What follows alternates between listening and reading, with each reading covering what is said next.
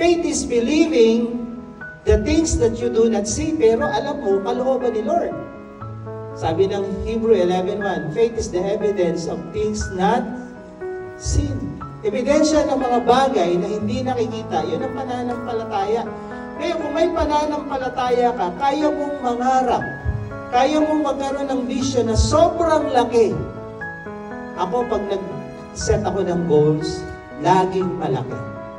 You know why? Alin ang madaling tamaan pag papanain mo o babarilin mo? Yung batya na ganito kalaki o yung tansa na ganyan kaliit? Mas madaling tamaan yung batya. Bakit?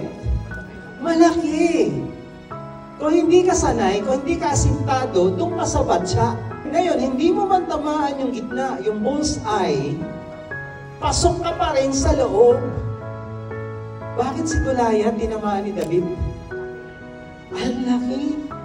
Subukan mo ang kalaban ni Goliath, lukulukong duwende. Tuso at duwending masama. Tapos mabilis tumakbo.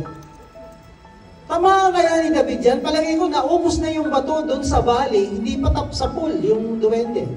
Dahil ligante, mabagal pang kumilos, ang laki pa, ang sarap tirahin sa pool agad. Isang tira pa lang. Pag ang pangarap mo malaki, tatamaan mo, hindi man bullseye, pasok pa rin sa loob.